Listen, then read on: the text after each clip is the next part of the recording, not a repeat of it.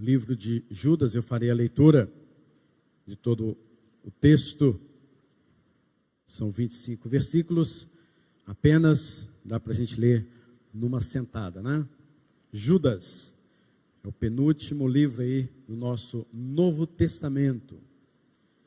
Epístola de Judas nos diz: Judas, servo de Jesus Cristo e irmão de Tiago, aos chamados, amados em Deus Pai, guardados em Jesus Cristo, a misericórdia, a paz e o amor vos sejam multiplicadas. Amados, quando empregava toda a diligência em escrever-vos acerca da nossa comum salvação, foi que me senti obrigado a corresponder-me convosco, exortando-vos a batalhardes diligentemente pela fé que uma vez foi entregue aos santos. Pois certos indivíduos se introduziram com dissimulação, os quais desde muito foram antecipadamente pronunciados para esta condenação, homens ímpios, que transformam em libertinagem a graça de nosso Deus e negam o nosso único soberano Senhor Jesus Cristo.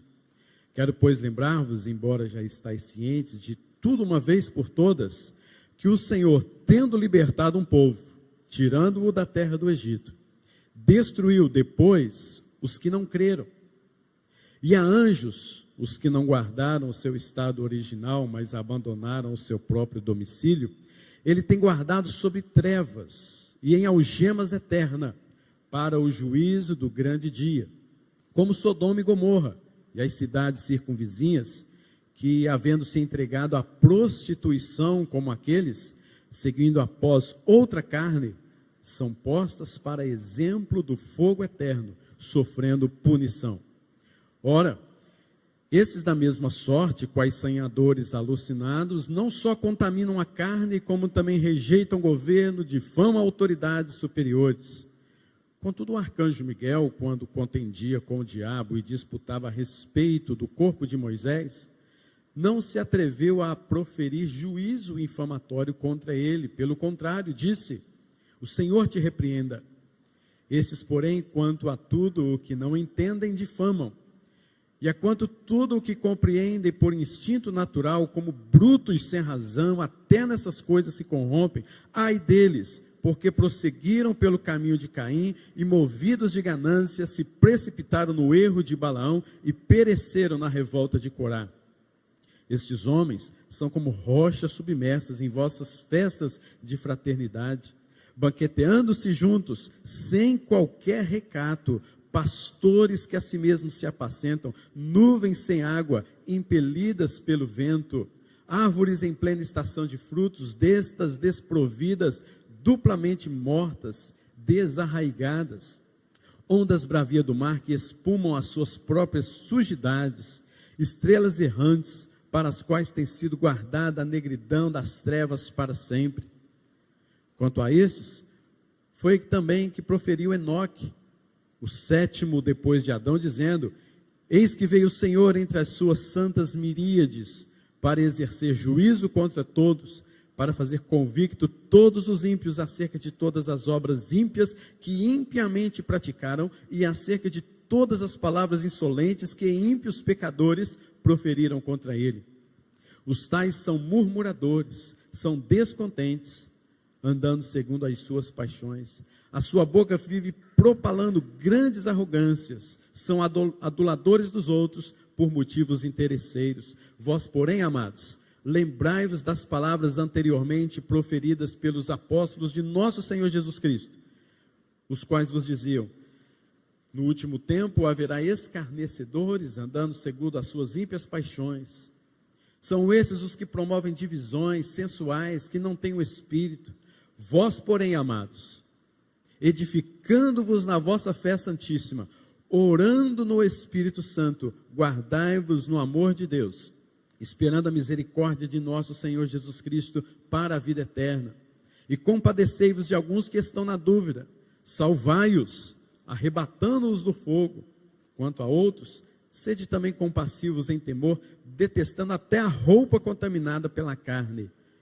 Ora, aquele que é poderoso para vos guardar de tropeços e para vos apresentar com exultação imaculada diante de sua glória ao único Deus, nosso Salvador, mediante Jesus Cristo, Senhor nosso, glória, majestade, império e soberania, antes de todas as eras, e agora e por todos os séculos. Amém. Senhor, fale aos nossos corações. Obrigado por esta epístola, que ainda é pequena, mas Deus nos traz grandes lições e verdadeira atenção que devemos tomar na nossa caminhada cristã. Abençoa-nos com esta palavra em nome de Jesus. Amém, Senhor. Alguém disse, e é verdade, que antes que o jornal desta manhã trouxesse as notícias que aconteceram, Judas é mais atualizado do que este artigo, que saiu hoje pela manhã, bem cedinho. Queridos, porque quando você lê o livro de Judas, a epístola de Judas, você percebe com muita clareza que parece que Judas está escrevendo exatamente para os nossos dias, ou seja, e é verdade, mas parece que Judas está presente conosco, vendo e contemplando muitas coisas do que vem acontecendo no seio das igrejas, e escreveu também isso, parece que ontem à noite, ou quem sabe ainda hoje cedo, e mandou essa epístola para nós. Judas, queridos, é irmão de Tiago, irmão de Jesus, mas ele em momento nenhum na sua saudação, no seu prefácio, ele se levanta, olha, eu sou irmão de Jesus, tá? Eu quero aqui falar na autoridade do meu próprio irmão. Ele não fala isso. Ele prefere dizer que ele é irmão de Tiago e chama a igreja não de uma forma simplesmente geográfica, mas dá características espirituais, localizando-os espiritualmente. Como é essa localização?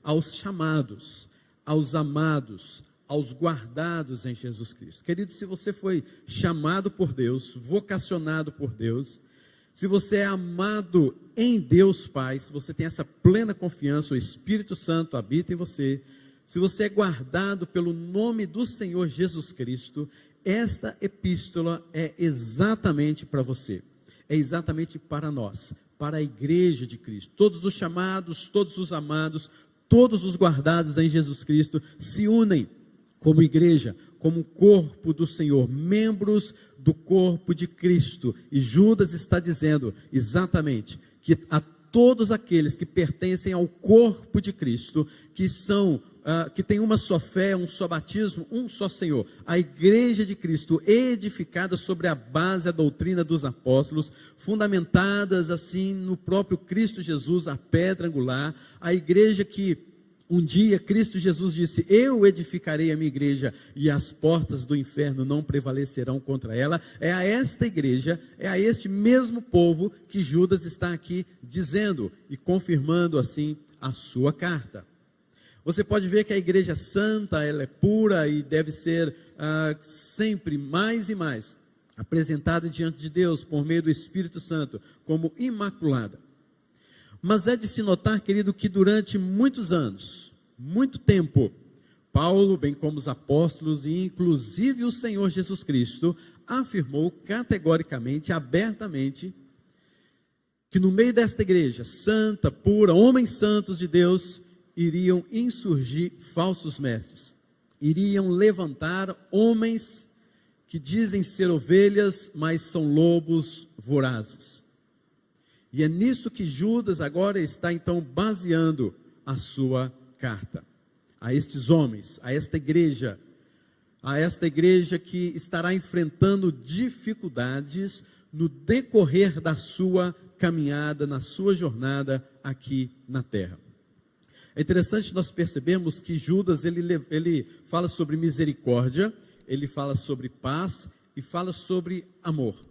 Estas coisas, queridos, devem estar presentes sempre na igreja pela graça do Senhor. A misericórdia do Senhor deve ser notada no meio da igreja. A paz do Senhor é o que deve ser notada dentro da igreja e devemos fazer de tudo para que tenhamos sempre a paz com todo o esforço da graça do Senhor Jesus. E o amor de Deus derramado sobre nós é o que nos faz cada dia mais sermos retos, íntegros, andando na presença do Senhor, andando diariamente uns com os outros, é o que nos move. é o que nos motiva sempre a andar e caminhar. E o propósito agora de Judas, aí descrito nestes próximos versículos, nos mostra que Judas estava escrevendo acerca da nossa comum salvação. Ele iria nos ensinar alguma doutrina, alguma coisa assim, que seria de fato bem contundente, com toda certeza. Mas no momento em que ele começa a escrever, algo o desperta, e ele se sente agora na obrigação de se corresponder conosco, nos exortando a batalhar diligentemente pela fé, que uma vez foi entregue aos santos. Então perceba que Judas ele tem este propósito de alertar a igreja para o perigo da invasão dos falsos mestres. Ele diz no versículo de número 4, pois certos indivíduos se introduziram com dissimulação, enganando, eles entraram sorrateiramente, eles estão vestidos de ovelhas, mas são lobos, eles então são dissimulados, enganadores. E queridos, a gente percebe que estes destinatários, eles têm um bom conhecimento bíblico do Antigo Testamento, assim como a igreja do Senhor Jesus Cristo hoje, eu quero crer assim, que nós temos este pleno conhecimento bíblico, inclusive do Velho Testamento, para que possamos ver os juízos de Deus nos acontecimentos do Velho Testamento e temê-lo ainda mais, e andar cada vez mais com mais justiça, com mais amor, com mais misericórdia, atentos ao chamado de Deus, atentos ao juízo de Deus, à justiça de Deus e à sua graça, e sabendo que o Senhor, este mesmo Deus do Antigo Testamento, está conosco, no meio da sua igreja, sustentando a sua igreja.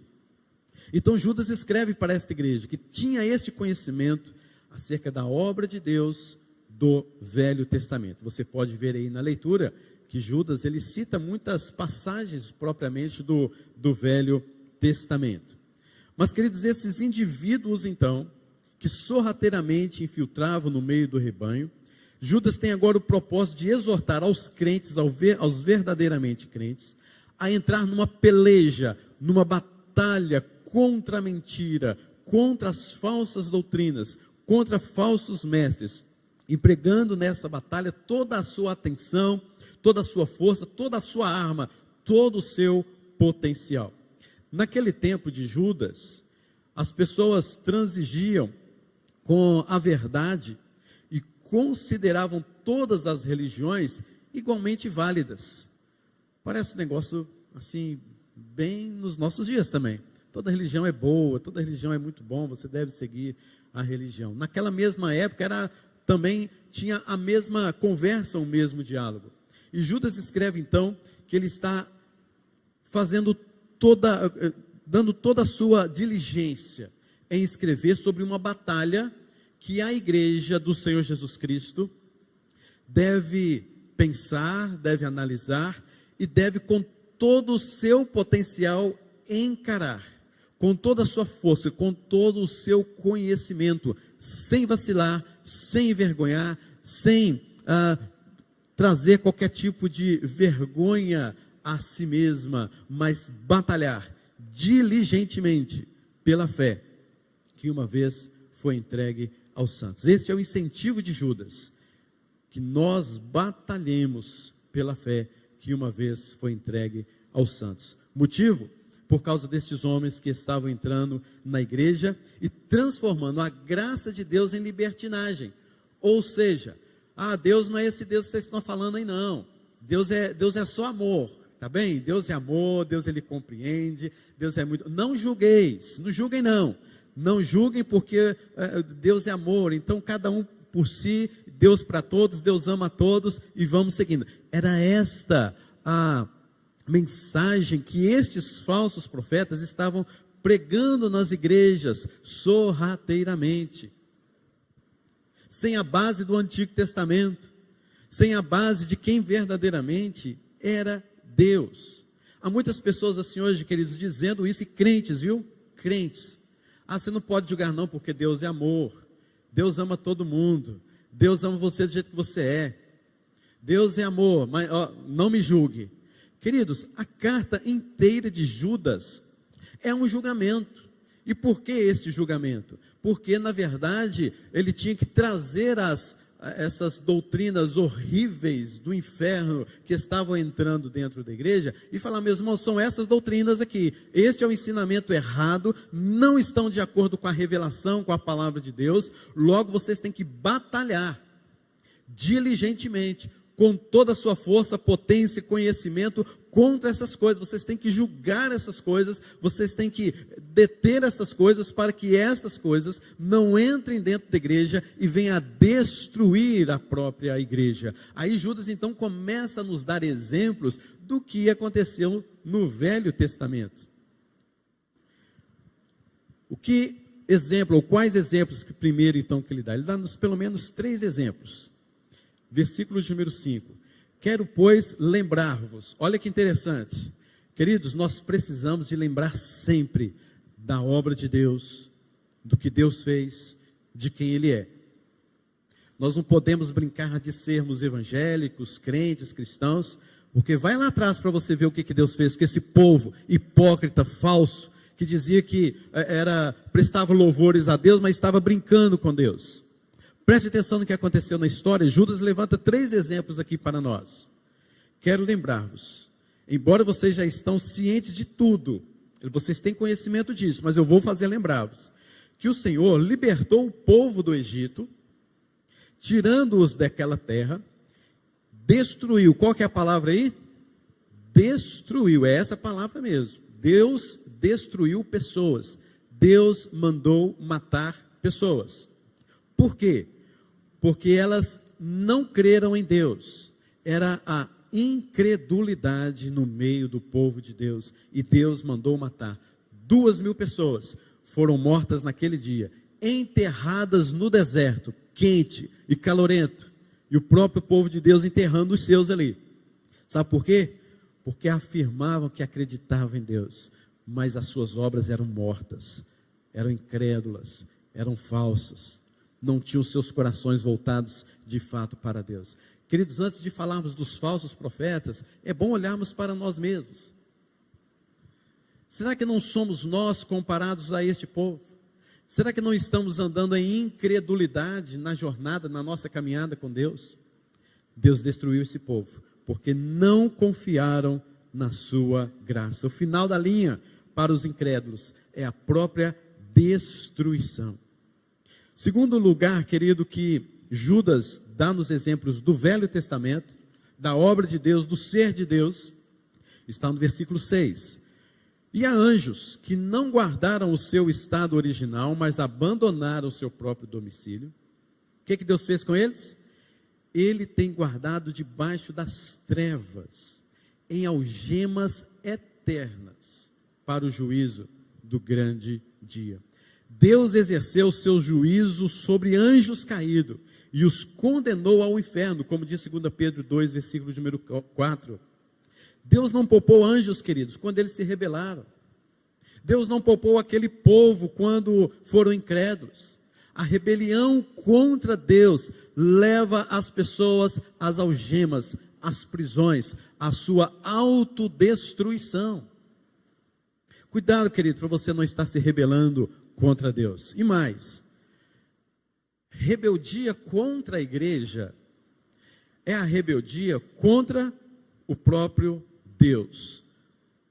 Você se lembra muito bem quando Saulo estava indo para Damasco, perseguindo a igreja, e eis que uma voz lhe apareceu dizendo: Saulo, Saulo, por que me persegues? Saulo estava perseguindo a igreja, mas aquela voz, que é o próprio Cristo, apareceu dizendo que estava me perseguindo. É isso mesmo.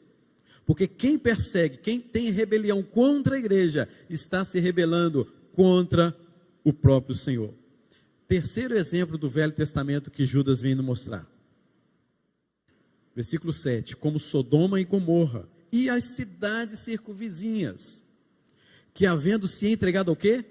A prostituição, a imoralidade, como aqueles, seguindo após outra carne, são postas para exemplo de fogo eterno, sofrendo punição. Queridos, o pecado, a prostituição, a imoralidade, são exemplos que Deus colocou lá naquela cidade para destruir, para que nós tivéssemos hoje este mesmo modelo, este mesmo exemplo, que se você anda em incredulidade com o Senhor, em rebelião contra o Senhor, em pecado contra o Senhor, se prostituindo, estes foram mortos por meio de um fogo. Você se lembra muito bem, você conhece o Velho Testamento, você sabe como foi. Sodoma, Gomorra e as cidades circunvizinhas foram destruídas pelo fogo. Você acha que Deus pode destruir cidades hoje com fogo para derramar o seu juízo? Queridos, Deus pode tudo. Deus pode tudo. Ele só não fez isso comigo porque Ele me amou e a sua misericórdia é grande, se renova a cada manhã. Louvado seja o nome do Senhor. Ele só não faz isso com você porque Ele te ama, Ele te elegeu, Ele te escolheu, Ele te salvou, porque a sua misericórdia dura para sempre. Mas este fogo, queridos, ele está prometido para o último dia, para os incrédulos, para os rebeldes e para aqueles que prostituíram-se e praticaram pecados, rejeitando a Deus e a sua obra. Esses são 3 exemplos, tá? Que Judas nos mostra, para você, para mim, estarmos todos os dias atentos. Perceba, você é de fato um crente no Senhor, você tem que batalhar contra isso. E é interessante que nós encontramos dentro da igreja pessoas que estão a favor disso. Ou seja, Deus é amor, não é justiça, Deus é bom demais, Deus é isso, é aquilo outro. Não coloque as suas barbas de molho não para você ver. Não procure uma vida de santidade, de consagração. Deixe com que falsos profetas, como tem surgido nos nossos dias, tratarem com o seu coração, para você ver qual é o seu fim. Queridos, precisamos de falar mais sobre o temor a Deus. Nós estamos muito esquecidos de quem é Deus, porque a gente só fala de Deus das coisas que é bom para nós. Esquecemos do Deus do Velho Testamento, que é o mesmo ontem, não é isso que a gente fala? Geralmente a gente fala assim, Deus é o mesmo ontem, hoje, será eternamente, por causa de milagres que Ele fez, referindo ao poder dele foi bondoso com Israel, com o Novo Testamento, nas histórias que Jesus curou, Jesus transformou, dele é o mesmo ontem, hoje, eternamente, então Ele vai fazer as mesmas coisas, mas você esquece que o mesmo ontem, hoje, eternamente, aplicou severamente o seu juízo contra o seu próprio povo lá no Egito, ou na saída do Egito, contra pessoas infiéis em Sodoma e Gomorra, com os próprios anjos que foram criados para estarem adorando a Deus, dizendo santo, santo, santo, criação de Deus, para adoração. Olha o fim deles. O pecado de Israel foi a incredulidade, o pecado dos anjos a rebelião, o pecado de Sodoma, essa indecência moral. Uma pastoral de Judas, num todo livro, como um pastor, ele poderia, e ele disse, ele exorta a batalhar pela fé, ele lembra do castigo do povo que saiu do Egito, lembra das palavras dos apóstolos, ele ordena a que edifiquemos a nossa fé, ele nos ordena a orar no Espírito, ele nos lembra a guardar-nos no amor de Deus, nós nos guardarmos no amor de Deus, ele fala sobre esperar pela misericórdia de Deus, ele fala para a sua igreja compadecer de alguns que estão em dúvida, ele fala que nós devemos evangelizá-los, salvando-os como instrumento do ministério de salvação, salvando-os e arrebatando-os. Ele diz que nós devemos ser compassivos em termos com os outros, detestando até a própria roupa contaminada pela carne. Queridos, um pastor verdadeiro é também um pastor vigilante. É um pastor que deve estar prestando sempre a devida atenção para que as suas ovelhas não sejam minadas por falsas doutrinas e ensinamentos que parece que, deixa isso para lá, pastor, isso não tem nada a ver não, vamos seguindo a carreira aqui. Não, senhor. O verdadeiro pastor tem que guardar as suas ovelhas para que não aprendam coisas por aí afora e levam a sua vida para que em breve sejam destruídas como aquele povo. Tenham prisões eternas como os anjos, e tenham fogo consumidor em suas vidas. O pastor deve vigiar sim, sempre as suas ovelhas, desses falsos profetas que hoje estão em nosso meio, surgindo em nosso meio, falando bobagens tais que desagradam a Deus e que vão de encontro à palavra de Deus, subestimando-a e a declarando como morta e como falsa. Esses homens, queridos, eram insubmissos. Essa insubmissão traz afronta sobre eles mesmos. Versículo número 8 nos diz: ora, esses da mesma sorte, quais sonhadores alucinados, eles sonham, eles têm coisas assim, nós precisamos de fazer coisas novas. Já viu isso por aí? Precisamos de atualizar coisas, né? Porque senão a igreja do Senhor são sonhadores alucinados. Não só contaminam a carne, como também rejeitam o governo, difamam autoridades superiores, são insubmissos. Queridos, aqui você pode perceber 3 verbos: contaminar, rejeitar e maldizer, difamam autoridades. O pecado da contaminação está ligado a atos homossexuais, a atos descritos em Sodoma e Gomorra, mencionados no versículo número 7, e esse pecado, querido, de rejeição, de insubmissão, rejeitando autoridades, Judas está dizendo, é o mesmo pecado semelhante à rebelião dos anjos. E o pecado da difamação é equivalente à incredulidade dos israelitas no deserto. Eles também, queridos, tinham uma insubmissão indesculpável, não nada justificava. Versículo número 9. Contudo, o arcanjo Miguel, quando contendia com o diabo e disputava a respeito do corpo de Moisés, não se atreveu a proferir juízo infamatório contra ele. Pelo contrário, disse: o Senhor te repreenda.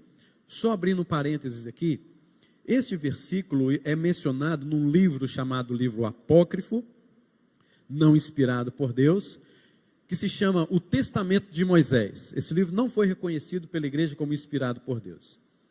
Aí você pensa assim, então Judas deve ser descartado. Não necessariamente, não absolutamente, porque na verdade você vê que o próprio Jesus Cristo citou também algumas histórias, algumas passagens. Pedro também, Paulo inclusive também citou algumas coisas. Então isso não tira nenhum mérito do livro de Judas, citando algo que aconteceu e registrado em um livro apócrifo. Fecha parênteses. O versículo número 14 também nos fala alguma coisa assim. Mas o versículo número 9 está dizendo o seguinte, queridos, que o maior dos anjos, na hierarquia dos anjos, Miguel, quando ele disputava acerca do corpo de Moisés, e o diabo ali batalhando, disputando acerca do corpo de Moisés, o próprio anjo não se atreveu a proferir juízo infamatório contra Satanás. O que ele disse? O Senhor te repreenda. O que vemos então, queridos, aqui, é exatamente a ideia de que se o maior de todos os anjos se recusou a falar mal do maior de todos os anjos maus, mesmo em uma circunstância como essa, devemos nós ser muito mais cautelosos acerca do nosso juízo com relação às pessoas. Porque, queridos, nós podemos cair no mal terrível de fazer um juízo sobre aquilo que é bom e deixarmos, pela nossa própria natureza carnal, aquilo que é ruim, aquilo que é falso, nos preencher. Porque é mais cômodo, porque é mais bonito, porque é mais misericordioso, demonstra mais amor. Então o que Judas está dizendo é: cuidado com os juízos que vocês estão deliberando, para que vocês não venham a aplicar uma justiça sobre aquilo que é de fato verdadeiro, escriturístico, para trazer para os seus corações aquilo que não é de fato verdade, mas que enchem os seus olhos. E ainda mais, queridos, Judas faz agora uma outra comparação. Ele agora começa a fazer uma ilustração com personagens bíblicos, que estes homens se tornaram modelo, base, retrato de falsidade, de hipocrisia e de engano. A Judas também chama-os aqui no seu texto para nos dar 3 exemplos. O primeiro exemplo, queridos, que Judas então nos dá, está aí no versículo de número 11. Mas antes disso, vamos ler o versículo 10.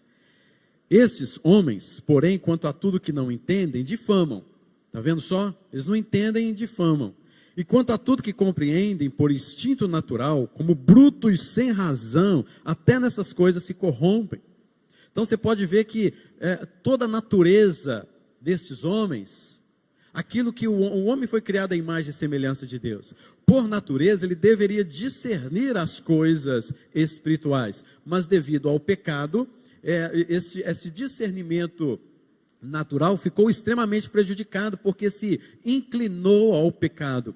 Mas não somente isso acontece com os próprios homens aqui que ele fala, mas eles, além de não entender absolutamente as coisas espirituais, eles denigrem as coisas naturais como brutos, sem razão. Então eles não entendem as coisas espirituais, não entendem as coisas naturais, e ainda Judas escreve que eles são brutos sem razão. Por quê? Porque eles se transformam, como Paulo falou em Romanos capítulo de número 1, eles transformam a glória de Deus em libertinagem. Aquilo que é natural, eles transformam como coisas extremamente rejeitáveis, ao contrário da verdade. Aquilo que é verdade se torna mentira, aquilo que é mentira se torna verdade. Brutos, sem nenhuma razão. Então a primeira comparação é com Caim.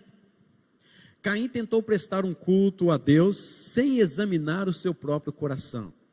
Ele afrontava a Deus oferecendo uma oferta errada, de forma errada, com a motivação errada.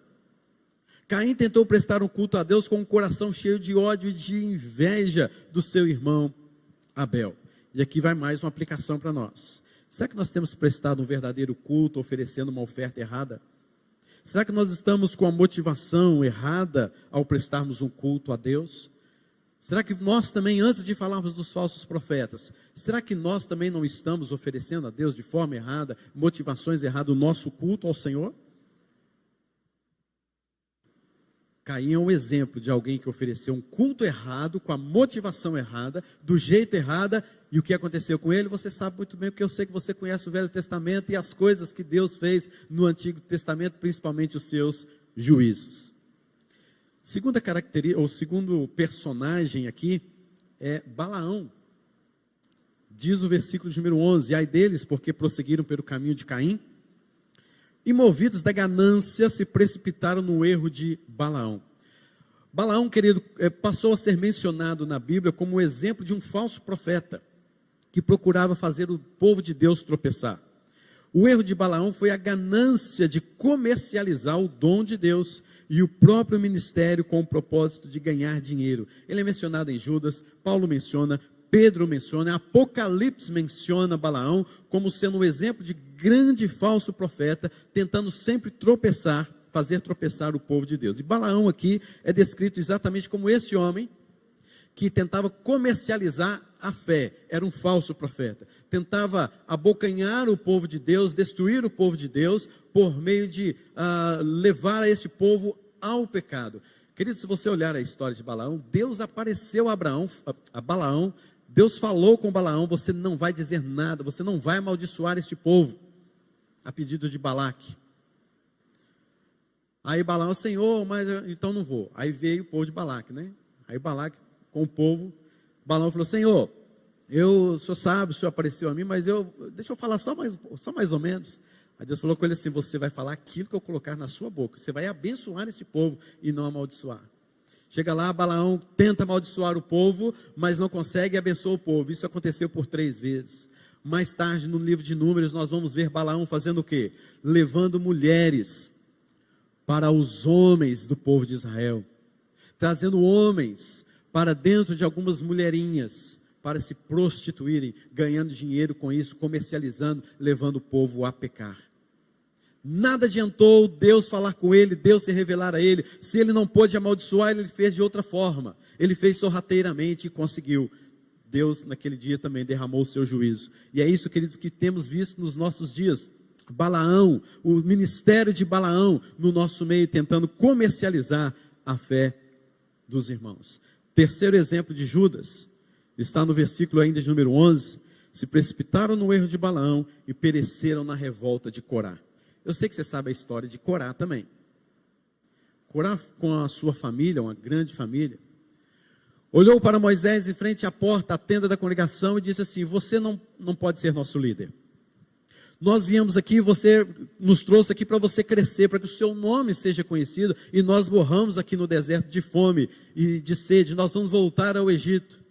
Moisés ficou irado, clamou a Deus, saiu em torno do povo que estava ali reunido, dizendo: fujam, ficam longe desta família, família de Corá. O que aconteceu eu sei que você sabe, mas eu vou ler. Números 16, o castigo de Deus sobre a família de Corá. E aconteceu que, acabando ele de falar todas estas palavras contra Moisés, a terra debaixo dele se fendeu, abriu a sua boca, os tragou com as suas casas, como também todos os homens que pertenciam a Corá, e todos os seus bens, eles e todos os que lhe pertenciam, desceram vivos ao abismo. A terra os cobriu e pereceram no meio da congregação. Deus é o mesmo ontem, hoje e será eternamente. Será que não somos, queridos, murmuradores, como esta família, como Corá? Tudo está ruim, nada presta, nada está bom. Na igreja é cheio de gente assim, meus irmãos. Na igreja é lotado de gente assim. Não é o ministério do falso profeta dentro das nossas igrejas se levantando nos últimos dias, como diz a palavra? Porque o povo para reclamar é o povo crente, nada está bom, nada presta, se não for desse jeito eu não vou, se não for do meu jeito eu não quero, e por aí se vai. Murmuradores, sempre críticos, meus queridos. Preste bastante atenção no que Judas está descrevendo nesta carta. Homens murmuradores foram destruídos por Deus no Velho Testamento. Quem disse que ele não pode fazer isso nos nossos dias também? Abrir a terra os engole vivos e eles são enterrados. Cadê a família de Corá? Sumiu. Está todo mundo debaixo da terra, vivo aí, agora morto, né? Esse foi o castigo de Deus. Queridos, para encerrarmos, Judas ele levanta em toda a sua carta várias características destes homens. Esses homens são dissimuladores, que significa insinuar-se secretamente, infiltrar-se disfarçadamente. Estes homens são ímpios. Os falsos mestres alegam pertencer a Deus, mas são ímpios na forma de pensar e de agir. Eles falam que conhecem a Deus, mas o negam por suas obras. São difamadores da palavra de Deus.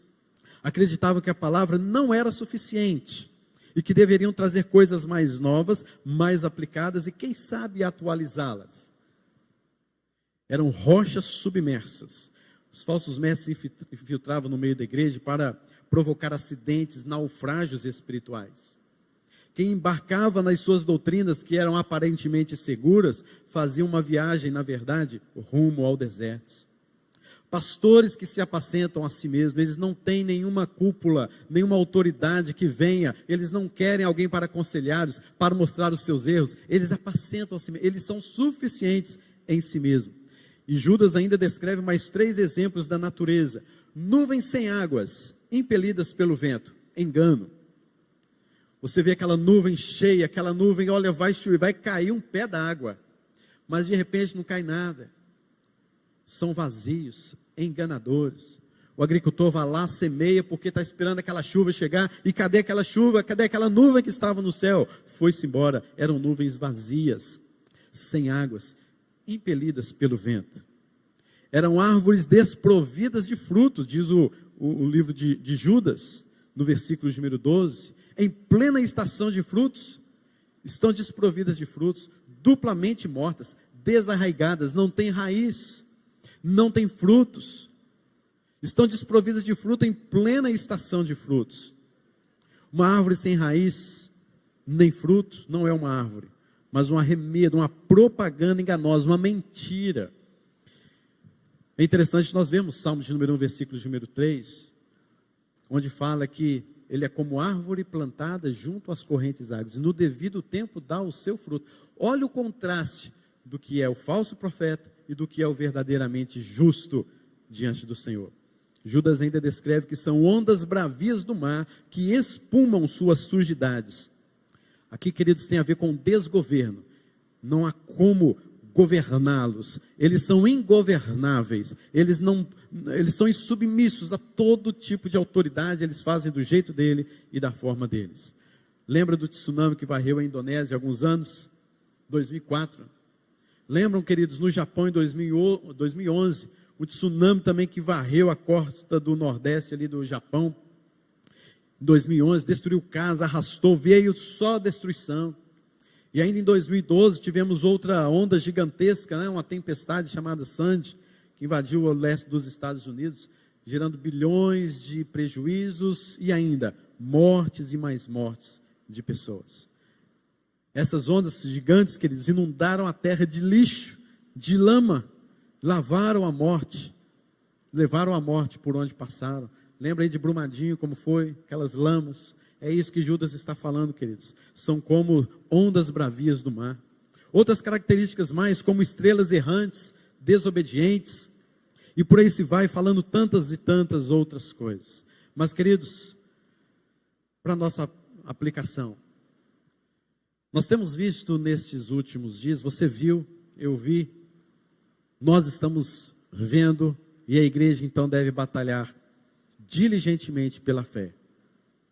O Papa, que é o anticristo, talvez não seja o Francisco, mas o seu ministério, o ministério do Papa, o ministério papal, é o ministério do anticristo. A nossa confissão de fé é clara ao observar isso. E nessa semana ele disse tantas bobagens como tantas outras, infelizmente, em pleno desacordo com a palavra de Deus, onde os homossexuais podem ser livres, têm direito. Inclusive disse a um jovem: não se preocupe, Deus ama você do jeito que você é filho de Deus, continue sendo o que você é. Que assombração, falso profeta, podemos dizer isso aos quatro cantos da terra, e não somente por conta disso, mas por tantas outras bobagens por aí que estão sendo faladas afora pelo Papa.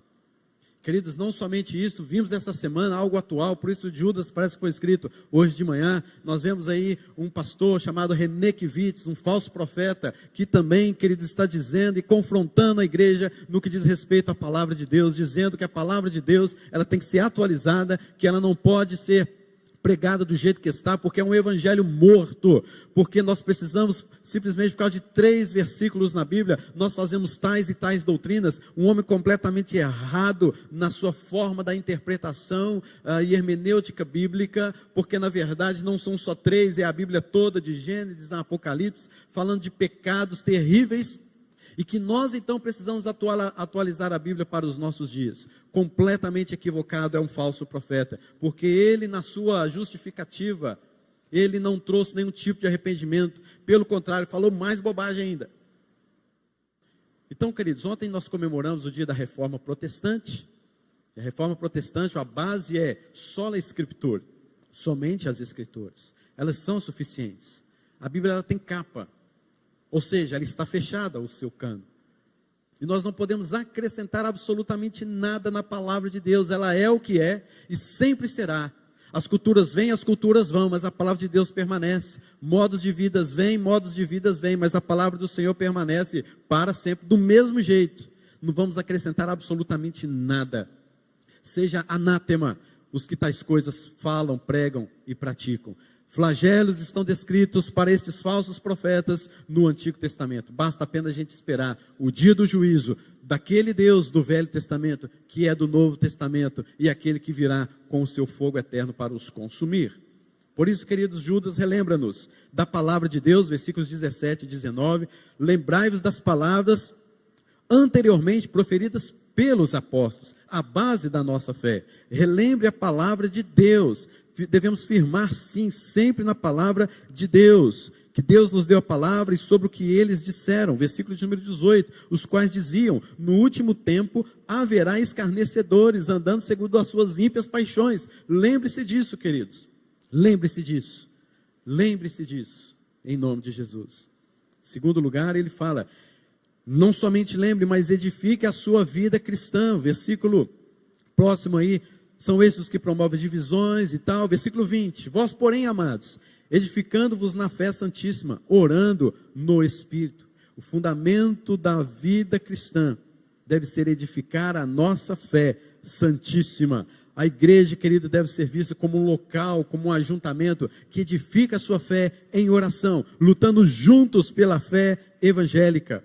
Poder para edificar a vida cristã. E por último, comprometamo-nos com a evangelização. Versículos 22 e 23. Compadecei-vos de alguns que estão na dúvida. Peguem esses homens enquanto ainda há tempo, ensine-os na palavra, discipule-os, tenha compaixão, pegue-os pelas mãos e traga-o a palavra viva. Salvai-vos, ou salvai-os, arrebatando-os do fogo. Nós não temos poder de salvação. Lógico, absolutamente, é só Cristo. Mas o que Judas está dizendo aqui, o salvai-vos, é no fato de que mostrem para eles a verdadeira salvação, o verdadeiro caminho, e traga-os de volta. Salvai-vos, arrebatando-os do fogo. Sede também, ele diz, compassivos em temor, detestando até a roupa contaminada pela carne. Judas está dizendo aqui o seguinte: quando você for lá e salvá-los, arrebatá-los do fogo, cuidado, para que você não seja contaminado com a roupa deles também. Cuidado para que você não, como um bombeiro que vai apagar o fogo, não seja você que pegue também esse fogo e vai junto. Cuidado com isso. Queridos, no entanto, toda glória, todo louvor, aquele que é poderoso para nos guardar de tropeços, que persevera o seu povo, que faz o seu povo perseverar em fé, a perseverança do santo. Ele nos apresentará com exultação, imaculados diante da glória de Deus, a único Deus, nosso Salvador, Jesus Cristo, nosso Senhor, glória, majestade, império, soberania, antes de todas as eras, e agora pelos séculos dos séculos. Amém. Todo louvor ao Senhor. Que Deus nos abençoe, em nome de Jesus. Amém. Jesus. Vamos orar ao Senhor. Pai Celestial, em nome de Jesus, que o Senhor Deus venha guardar a sua igreja de tropeços, que o Senhor venha nos livrar desses falsos profetas que se levantam hoje, que o Senhor venha, Deus, nos salvar do fogo ardente que surge entre nós, para que possamos, ó Deus, por meio do Espírito Santo, perseverarmos em fé na sua graça. Esteja com teu povo, livra-nos destes tropeços.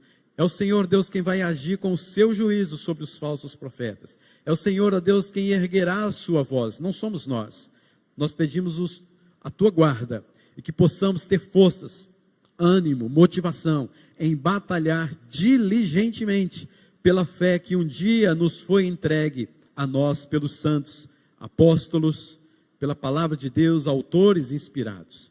Guarda-nos nesta batalha, unge as nossas vidas, para que possamos, ó Deus, ser apresentados diante do Senhor como homens, mulheres, igreja do Senhor, imaculados no último dia. É no nome de Jesus que nós oramos e te agradecemos. E meus queridos irmãos, que a bondosa graça eterna do nosso Deus e Pai, a comunhão, as ternas consolações, a perseverança do Espírito, a pessoa, a obra do Senhor Jesus Cristo, mesmo ontem, hoje e eternamente, vos guarde e proteja cada um de vocês, hoje e para todo sempre. Amém e amém.